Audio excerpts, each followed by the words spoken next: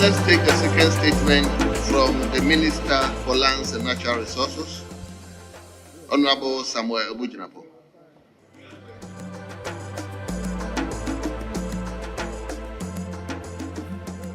Mr. Speaker, I thank you most sincerely for the opportunity to make this statement.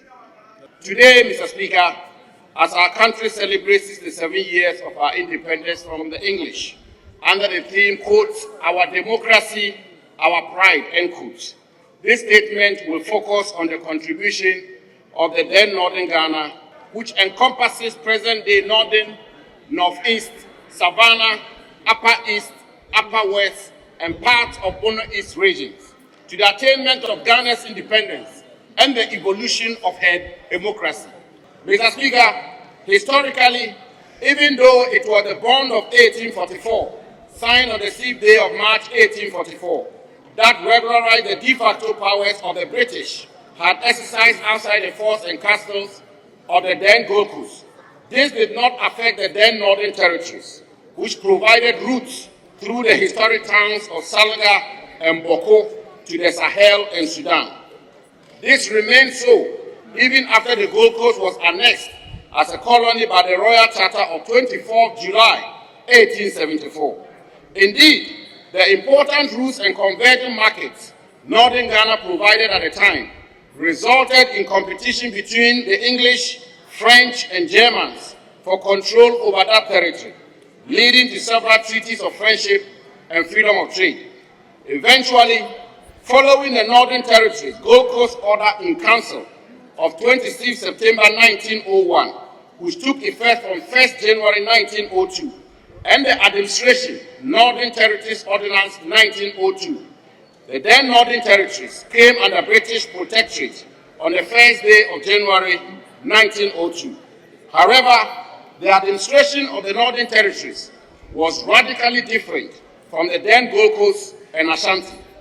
The Secretary of State for the Colonies of the United Kingdom, Joseph Chamberlain, for instance, in a letter to the then Gold Coast Governor in 1902, explained as follows, and I quote, "With regard to the Northern Territories, I have decided not to proceed with a scheme for appointing an administrator. It appears to me that in some respects, the form of administration of the Northern Territories should be different. Speaking broadly, the functions of the resident or commissioner in the Northern Territories will for some time to come be largely of a semi-military character, while the resident in Ashanti will be occupied with questions connected with the development of gold mining," end quote. Consequently, a military rule was established with a 2nd Battalion of the Gold Coast Regiment and 3 companies stationed in Gambaga, Wa, Jinapor, and Yeji, with Gambaga serving as the headquarters of the territories. Officers commanding the companies doubled as chief commissioners, acting as rulers, presiding over civil and criminal courts, and taking executive actions without consultation with traditional institutions. These chief commissioners adopted conscription as a means of recruiting personnel into the military, providing labor for the mines in the south, and expanding the economy of the Gold Coast. Mr. Speaker, the Northern Territories was largely isolated from Gold Coast politics. The first attempt at integration was in 1934, when the Chief Commissioner of the Northern Territories, who was a British national, was made a member of the Gold Coast Executive Council, and later a member of the Legislative Council under the Burns Constitution of 1946. Yet, no indigene was involved in the political administration of the North up to this date. As the then Governor, R.H. Slater, admitted when introducing the Native Authority Northern Territories Ordinance to the Legislative Assembly in 1932, and I quote, "This part of the Gold Coast has never, over 30 years, been administered almost entirely on the principle of direct rule," end quote. The Speaker, around the same time, a few indigenes of the North who had received formal education at Achimota College and had returned home as teachers with the support of some chiefs began taking a critical view of the British administration of the Northern Territories. They demanded an increase in educational facilities, an end to conscription, and their involvement in the administration of the territories. This received a lot of complaints from the British authorities in the North. Yakubu Tale in particular, who was later described as, and I quote, the golden voice of the North, end quote, was reported to the governor for being too critical of the British administration. As NJK Brukum puts it, and I quote, politically, Yakubu Tale was regarded as a disturbing and destructive element, end quote. But these criticisms did not deter them. It rather urged them on to form an association of Northern Teachers Association in 1936, leading protests to promote Northern interests, demanding for more schools and more political representation. In response to these demands, the colonial government established the Northern Territories Council in 1946 to train chiefs in debate and the Westminster form of government. But the chiefs rather used it as a vehicle to promote education in Northern Ghana and to express their viewpoint on matters of governance and development. Led by its president, Tolona Yakubu Tale, with stalwarts like J.A. Brima, Mumuni Baumia, E.A. Mahama, S.D. Dombo, Tubro Kibian Yentu, J.B. Fuseni, Buku Na Sumani, J.E. Seiri, S.K. Olona, Sambien, Akwamba Ada, Nicholas Adokin, R.B. Brima, Amadou Sedi, Yaka Chokosi, Ike Mun Dimbie, and Ababio Kessie. The Northern Territories Council provided scholarship to Northern students to equip them to contribute meaningfully to national development. Mr. Speaker, the North's direct involvement in Gold Coast politics began in 1948, when 5 eminent persons from the Northern Territories, namely J. Brima, J. Abaye Fakabo, Yakubu Tale, J.A.A. Salam, and N. Yenli, were nominated to serve on the Kusi Committee on Constitutional Reforms. With their historical demands for direct participation in political administration, these eminent persons worked tirelessly with other members from other parts of the colony to promote a constitution for a unified Gold Coast.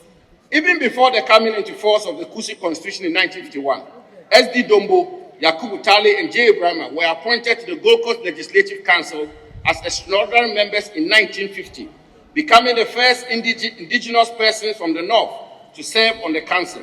These 3 distinguished personalities, together with others like Jato Kaleo, Mumuni Baumia, C.K. Tedam, Adam Amandi, Imoro Salifu, and now Abaye Fakabo, later spearheaded the formation of the Northern People's Party, which became a force to reckon with in Gold Coast and later Ghanaian politics. Mr. Speaker, since the North's direct involvement in Gold Coast politics, we have had a number of personalities serving in high offices in the various arms of government.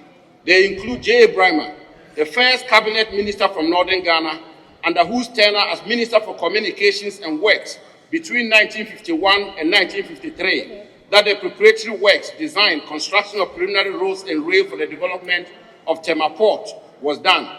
Joseph Henry Al-Hassani, Minister for Education, 1954 and 1956, and Health, 1956 to 1959, and Resident Minister to Guinea, 1959 and 1960.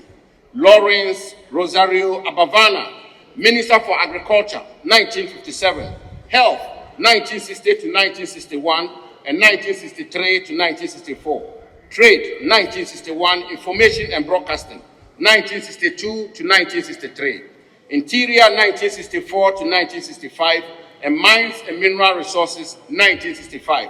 And E.A. Mahama, father of the 4th President of the 4th Republic, President John Dramani Mahama, who was the first Member of Parliament for West Gonja, the first Northern Regional Minister under the 4th Republic, and Senior Presidential Advisor under the 3rd Republic. Following our independence on 6 March 1957 and the attainment of Republican status, mention can be made of Susanna Al-Hassan of Tamale, who became the first female minister of our country and the first African woman to hold a cabinet portfolio, and who served as Deputy Minister for Education from 1961 to 1963, and later Minister for Social Affairs from 1963 to 1966.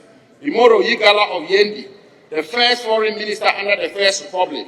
Lawyer Ibrahim Mahama, the first lawyer from Northern Ghana, called to the bar in 1966, and who later became Commissioner for Information between 1968 and 1969. Mr. Speaker, our compatriots have served at the highest office of the Republic, with Dr. Hilal Imam, the patriot from Golu in the Sisala West District of the Upper West Region, an astute and accomplished diplomat, serving as President of the Third Republic. Regardless of what the pundits thought or think of President Liman's stewardship, what has never been questioned is his unblemished integrity, a trait which is in accord with the best and noblest of Northern and Ghanaian traditions. Mr. Speaker, under the Fourth Republican Constitution, we are privileged to have had His Excellency Alhaji Aliyu Mahama serve as Vice President of the Republic from 2001 to 2009. His Excellency John Dramani Mahama, who served as Vice President from 2009 to 2012, and later as President of the Republic from 2012 to 2017, and Dr. Mahamadou Bawumia, who has been the Vice President of the Republic since 2017. In this House, tribute should be paid to the Speaker of the 8th Parliament of the Fourth Republic, the Right Honourable Alban S.K. Babin, a member of the First Parliament of the Fourth Republic, who till date is the only person to have been in this august House since the inception of the Fourth Republican Dispensation on 7 January 1993, serving as Member of Parliament for the good people of Nadoli Kaliu, later as Minority Leader, Majority Leader, Deputy Speaker, and ultimately Speaker. So, Speaker, in addition to the Right Honourable Speaker, we have had the likes of Alhaji Amadu Seidu, a 6-term former Member of Parliament for Yape Kosovo, Dominic Azimbi Azuma, a 5-term former Member of Parliament for Garu, Hajia Mary Salifu Boforo, a 5-term former Member of Parliament for Sabligu, the distinguished diplomat, academic, and international public servant, Dr. Mohammed Ibn Chambers, former Member of Parliament for Bimbila, and first Deputy Speaker of Parliament, who became the first President of the ECOWAS Commission, and later Special Representative of the UN Secretary General for West Africa. And in the current House, Mr. Speaker, the veteran Honorable Cletus Avoka, a member of the First Parliament of the Fourth Republic, and now 6-term Member of Parliament for Zibila, Honorable Dominic Netewol, 5-term Member of Parliament for Bimbila, Honorable Haruna Idrisu, 5-term Member of Parliament for Tamale South, Honorable Abdul Rashid Pelpo, 5-term Member of Parliament for Wa Central, Honorable Ambrose Dere, 4-term Member of Parliament for Nandom, Honorable Mahama Ayarga, 4-term Member of Parliament for Boko Central, and Honorable Dominic Ayine, 3-term Member of Parliament for Bolgatanga East, continue to contribute their fair share to the evolution of Ghanaian democracy. So, Speaker, in the judiciary, in 1995, Justice William Atukuba, a private legal practitioner, magistrate, and state attorney, became the first indigene from the north to be appointed to the Supreme Court. He has since been followed by Justices Joseph Bawa Akamba, Gabriel Puaman, and Yoni Kolindi, who continue to shape our democracy through their celebrated judgments. Our country has come far, Mr. Speaker. In conclusion, 67 years of independence is indeed remarkable, and the contribution of Northern Ghana, like other parts of our country, to this journey has been phenomenal. We cannot mention all those who have contributed in diverse ways to this development: the farmers, teachers, civil servants, traders, traditional leaders, and many more, both young and old, male and female, are too many to mention. But I believe that what has been attempted is an illustration of the summary of the contribution of Northern Ghana to our independence and the development of our democracy. We salute them all. So, Speaker, today, the Gold Coast Colony, Ashanti, the Northern Territories, and Togoland under United Kingdom trusteeship of British Togoland have happily become one independent and peaceful Ghana due to the toil and blood of our forebears from all parts of our country. So, Speaker, I conclude by saying that, like the rest of our nation, the contribution of Northern Ghana to the struggle for our nation's independence, the evolution of her politics, governance, and democracy over the years, and particularly the birth and consolidation of our current Fourth Republican Dispensation, has been truly exemplary and impactful, and forever may that be. I thank you, Mr. Speaker. Thank you very much. A statement of the name. Yes, so Honorable. Thank you, Mr. Speaker, for giving me the opportunity to contribute to this all-important statement. Mr. Speaker, first and foremost, I wish to commend the honorable member for Damongo Constituency and then the Minister for Lands and Forestry for making this very well-resourced and researched statement. I commend you for the courage and then the industry. I also commend you for the modesty and the diplomacy you explored on this statement. Mr. Speaker, if we are going to talk about the political history of Northern Ghana in the politics of Ghana, there are four groups of people that we should be dealing with. There are four institutions. First and foremost is the colonial factor, colonial government. The second is the Northern People's Party. The third is the National Liberation Movement. And then the fourth is the CPP, Convention People's Party. All these four groups contributed to the political history of the Northern Party system. Mr. Speaker, let me use this opportunity to comment the Honorable Member for Damongo and Minister for Lands for a well-researched paper. The significance, Mr. Speaker, of his statement lies at two levels. One, his recognition for us to observe and commemorate our independence, 67th independence anniversary as a country, and sharing with the people of Ghana the theme for the celebration of our independence, which was as echoed by President Nana Addo before this House when he delivered the State of the Nation address, our democracy, our pride. Right now, Mr. Speaker, initially I had made up my mind that I would not contribute. But, Mr. Speaker, one thing I cherish, and irrespective of relationship, is that I believe in intellectual discourse, I believe in research, and I believe in laying a very good foundation. Mr. Speaker, without equivocation and without any relationship, this statement is well researched. And if you talk to anybody here, they would agree with you that it is well researched. If you want adjectives, it's coherent, it's consistent, it speaks for itself. And for me, if I had the opportunity, I'll just add an abstract, add some references, and seek to publish this, because it tells you the trajectory of the development of the northern sector. Mr. Speaker, it is important to put on record that he has been very consistent when it comes to such statements. Last 2 years, you read a statement relating to the heritage of Savannah, and subsequently another one, and today we are seeing this well-researched statement. Mr. Speaker,